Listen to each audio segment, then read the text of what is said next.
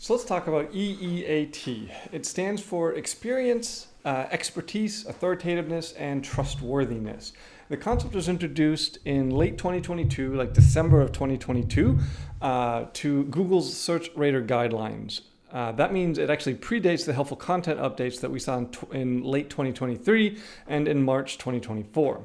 So the Search Rater Guidelines, if you're not familiar, they're not actually a ranking factor. It's a set of documents. It's like a 300-page PDF document that's a set of guidelines that human quality raters use to evaluate the quality of search results. So this is how Google decides that its search results are good, its search results are helpful. In addition to using user engagement data, they actually have a team of humans who will do searches and then use the search rater guidelines to decide whether the search results are quality or not.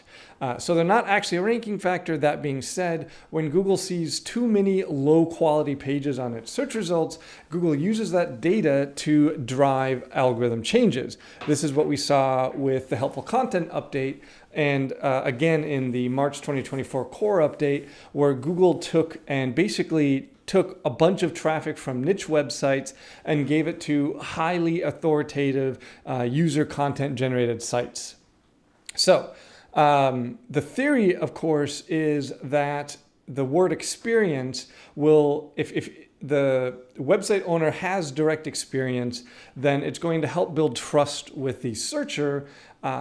Theoretically, the example that Google uses, a searcher would not trust a restaurant review if the person writing the review had never actually been to the restaurant, which makes sense. So let's break down each one of these experience. So what we're looking for here is that your content, your website, your author bio, it demonstrates firsthand experience with the topic that you're writing about. So when you're doing content writing and we have this sort of rewrite prompt in the content writer module, we can ask ChatGPT to write with firsthand experience. If it does a bad job at that, because it's AI, it doesn't have firsthand experience. So if it does a bad job at writing with firsthand experience, you can identify it in the human editing stage and improve the parts where it talks about having firsthand experience.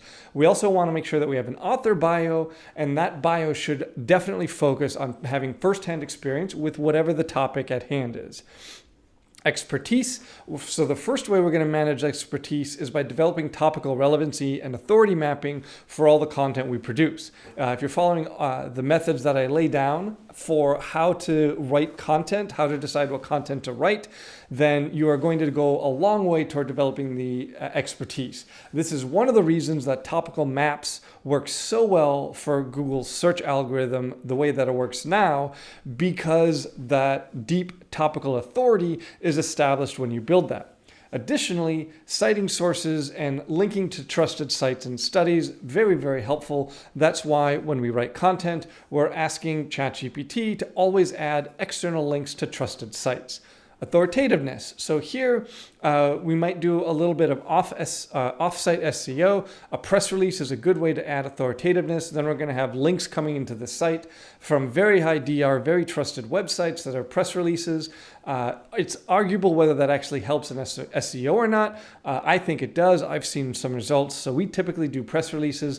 They're not super expensive, so it's generally worth doing. On top of that, the name of the person who is writing the content on the website, if that same name is engaging on subreddits, industry forums, and similar areas, that can also help to build the authoritativeness. And yes, there's a lot of evidence that Google's algorithm is looking at the byline, who wrote that article, and then deciding if that is a real person or not based on how much other information is about that person. Okay. Clearly, if you have a claimed Google Knowledge panel that matches the author's name, that's huge. Knowledge panels can be difficult to get. But if you have that, that's amazing. Getting a knowledge panel just really comes down to having a lot of content about you on the internet. Another way is to have a published book. This is easier than it seems. You can publish a book on Kindle Direct Publishing, and ChatGPT can be your ghostwriter. Another excellent way to show authoritativeness. And yes, the sales page for your book will come up with your name search, and Google will see that. Okay, and trustworthiness, this is by far the most important. Google says that, and it seems pretty clear why. Trustworthiness, you needs to be trustworthy. So one, the person who's writing your content needs to be transparent. Okay, so don't hide it. You need to be very, very clear about who's writing your content. And on top of that, whatever the website is, there needs to be clear ways to contact it. Contact the website owner, customer service, a privacy policy, return policy. A lot of affiliate websites lost a lot of traffic because they weren't doing things like this. They didn't have a way to contact them. They weren't transparent on who was actually writing the content, and an algorithm update in December of 22 basically hammered them. You should almost always create a Google business profile for a website, even if you're not a local business. Don't link the Google business profile to your homepage if you're not a local business, but still create one and link it to your About Me page or Contact Me page, something like that. A real business can have a Google business profile, even non-local. And the last one here, create and be active on social media accounts and link to all of your social media accounts from your About Me, from your footer, from your author bio box, because again, Google will see the information that you're putting out there from these social media accounts.